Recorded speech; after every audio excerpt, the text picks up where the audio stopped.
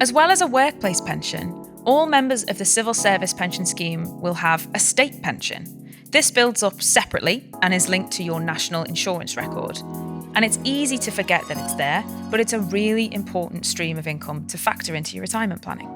Joe McLaughlin from the Civil Service Pensions training team is with us today to talk us through how the state pension works and the role it can play in your financial future.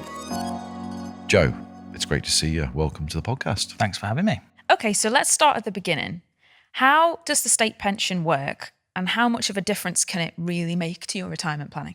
So state pension is one of those things that a lot of people know exists, but also kind of take for granted a little bit in many ways. And a lot of people will have some basic facts knowing that it's going to be an important part of their retirement, but not, in many cases, understanding a lot of the specifics or how to actually go about applying or when to start looking at it or the need to think about it ahead of time. The very simple explanation of it is that it's a basic level of income provided in retirement by the state to cover retirement and to make sure that people have at least some kind of income in retirement, and that takes burden off elsewhere in the economy.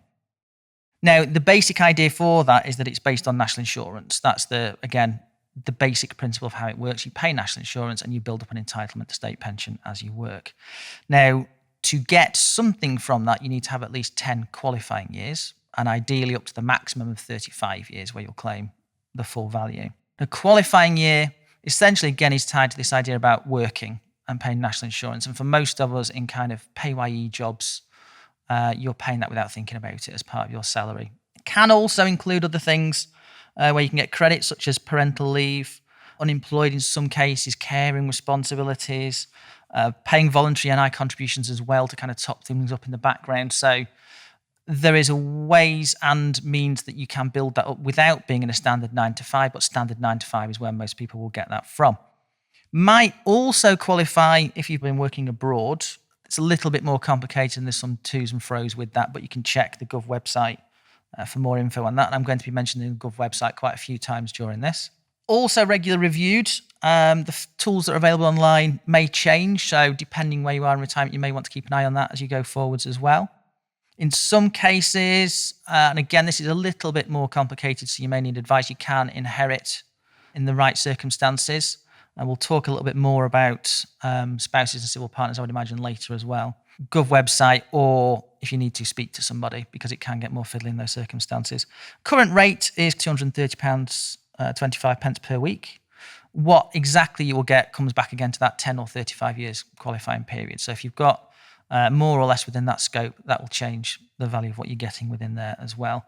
Essentially, those national insurance contributions and top-ups will all affect that value as well. Don't get your state pension automatically. Sometimes people think it magically kicks in at the point that you reach that age. You do have to claim it, not least because government will need to confirm details with you about where and how you want that paid, etc., as well. State pension age is the earliest that you can claim that. And most people are usually aware of their state pension age, particularly because people often use that as an aim in part of their retirement package. They're kind of aiming for state pension in one way or another to reach that point of retirement. In terms of our schemes, it will be the same as your alpha pension age. The two things are tied in together. So people will probably be aware of that in terms of both state pension and their personal alpha pension as well. Also worth noting, you can claim state pension and carry on working. Some people have it in mind that when they hit that age, that is it, then they have to retire. And that's not the case. You do need to bear in mind that's another stream of income for you. And you can also defer it as well. If you do defer it, for every 9 weeks you defer it, there's a 1% increase per year. And obviously, depending on where you are in your retirement journey, that may have changed by the time you reach there, but certainly at the moment, that is the position. It's not necessarily something people are going to aim for, but it's something to bear in mind if for some reason you don't claim that initially, or other things are a factor that if you have missed that initial payment deadline, it will actually increase in relation with your claim date, essentially. Again, loads more information about this available on the gov.uk website. And I guess we can put that in the notes, can't we, to make sure, people get all the links they need. So just to clarify then, Joe, so everyone has got their own individual state pension. It's unique to them. It's not just a standard amount that everyone gets, no matter what. So broadly speaking, yes. In terms of the actual state pension you receive, it's unique to you. You will get your own income that is tied to you when you claim it, and more or less unique to your national insurance contributions in that way. However, In some instances where you're married, you can have a link between those two national insurance records. So in some circumstances, you may be able to co-rely essentially on some portion of your partner's contributions. Now, the rules for that have changed over time. Those who reached state pension age before 2016, the rules were a little bit more complicated. Presumably, anybody that's worried about state pension age that falls into that category is already claimed. Women now reaching state pension age may be able to claim out their partner's record if they had paid the reduced rate election or married women's stamp, as it was often called. And that does allow for some cross-claiming, essentially, or use of your partner's record to boost your own contribution rate, essentially. Rules, again, can be complicated depending on the exact circumstances. There are sort of ifs, buts, and maybes attached to that. Inevitably, it's never that straightforward. So again, if you think that might affect you and you need to rely on that, gov.uk is the place to go. But, in a nutshell, you pay into your state pension for a period of time, and that is linked to what you then get every week when you are eligible to claim it. But then there may be things in your life that add complication, and you'll know what they are when it comes to claiming it, presumably. Yeah, and the majority of people work most of their career, and because the limit's 35 rather than say 40 or 45, most people will hit that naturally through their own careers. But for those people that fall outside that for whatever reason, there are ways to boost that or change around how that works, yeah. So for those who are starting to think about their retirement, making financial plans, maybe they've got multiple pensions or streams of income, perhaps they've moved jobs a few times, as many of us do over the course of our careers, I'm assuming that means then that the tax situation gets a little bit more complicated as well. So tax in relation to pensions often introduces for a lot of people a slightly different way of having to think about tax, because many of us are used to tax being deducted at source. It's based on your salary rate and it's fairly straightforward. Workplace does it. You don't really think about it. As a lot of people move into retirement, particularly people that have moved jobs, they might suddenly have several sources of income. As a basic for most people, they've probably got at least one workplace pension and then the state pension. That's two sources of income straight off. Many people will have multiple pensions, and you've therefore got several different sets of income to worry about, but also having to think about your position in terms of that total income and jotting those up in terms of when and how you're claiming them and reaching those kind of tax limits. Now, all pensions are taxable because they're a form of income. You don't pay national insurance on them once you've claimed them, but they are all taxable sources of income. Now, the limit is £12,570. At the moment, your state pension brings you very close to that on its own, within a few £100s of that limit. So almost basically, as soon as you're claiming any other pension, it's probably going to push you into being taxable. The question is then, how taxable? Which kind of bracket beyond that are you pushing into? That is something to take into account when you're considering what your net income is going to be, when you're planning into the future. Because if you're planning out what you need for a certain level of income, and how many holidays to the Maldives you can have every year, or to Clacton or wherever you're going, that's the kind of thing you need to take into account, that kind of fine-tuning about where that sits as well. Depending on when and how you're claiming that, and of course, if you're still in work, you might be claiming salary and other pensions, you need to consider any streams of income essentially in terms of that tax position, and just make sure you're aware of your long-term position. And the tax position that you talk about there, you would have to effectively complete a tax return, presumably, then, to reconcile that, because it's not going to be taken out at source like it is with your salary. There's not a straightforward answer to that, at least in terms of my experience, in terms of how this works, because different forms of income will have different means of measuring and applying that. So some sources will be applying to HMRC and getting a tax code and applying it according to the guidance they've been given that way. In some other circumstances, you may need to be doing that yourself.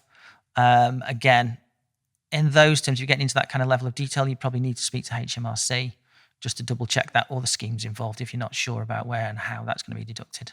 Okay, yeah, that's a good point. So something that we've heard, or that I've heard people mention before about the state pension, is contracting out. Like, could you tell us a bit more about what that is, how it works, what it means?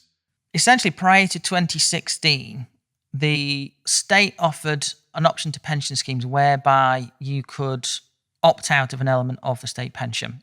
And in return for lower national insurance contributions and a rebalancing of costs in general, the members of schemes who were contracted out would pay a lower rate of national insurance. So they pay less national insurance, but equally they would only be qualifying for the basic rate of state pension. They'd be opted out or contracted out of the top-up element known as SERPs, or the additional state pension. in the past. Now, that was the case for a long time, certainly with civil service pensions, until 2016, when the rules were changed and the state pension was changed to a kind of flat rate, essentially. So the only really differential became that year's qualifying service, so the 35-year rule. Many people will remember this that were affected because there was a big hike for national insurance in 2016 and employers had to inform members about what that was and why that was happening. But what it does mean is prior to 2016, people were only paying for the basic rate of state pension.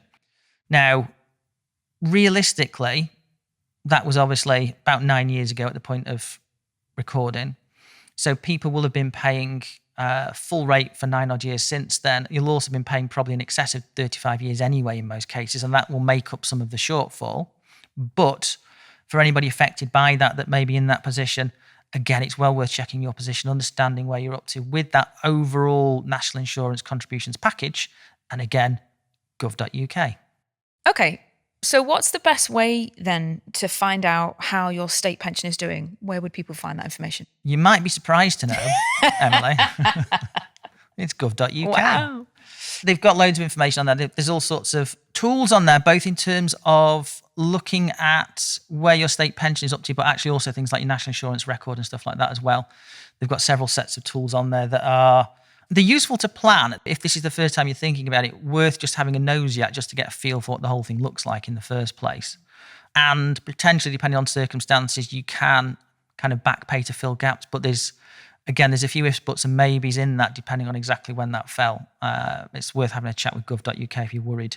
In many cases, of course, unless you're getting close to and you are short, you've got plenty of time to make that difference up anyway. In terms of information supplied elsewhere as well, it's worth bearing in mind that most kind of retirement modelers, including ours, don't usually add state pension into that because they won't know what your national insurance position is. So when you are looking at, for example, our modelers and planning ahead, it's worth considering on top of that what your state pension is going to be, when that will kick in, and take that into consideration in terms of your overall planning as well. Earlier you can do that, the better as well, because making up national insurance or paying those additionals, you may need some time to do that. Further ahead that you can think about it, the more flexibility and time that gives you to make those kind of additions as well. Also, the opportunity to plan for any future career breaks or things that you might be considering in the future as well, and think about what that might mean to workplace pensions as well as the state one. And that all at this point in time could make a huge difference to where you are in retirement. So the further ahead you are, it's never too early to start thinking about your state pension. Wow, so much information, Joe. You're like a font of knowledge about the state pension. We feel like we've been very educated, Emily, don't we? Absolutely. So thank you for joining us. Thanks for having me. To find out more about anything we've talked about today, or to tell us what you'd like to cover in a future episode, head to civilservicepensionscheme.org.uk/podcast. You can also find links to information, transcripts, and accessible versions of this podcast in the episode description. Make sure to follow so you never miss an episode. We'd love to hear your thoughts and feedback on this series, so please do leave us a review wherever you get your podcasts. This episode was recorded in July 2025. All information is accurate at the time of recording. Thanks for listening.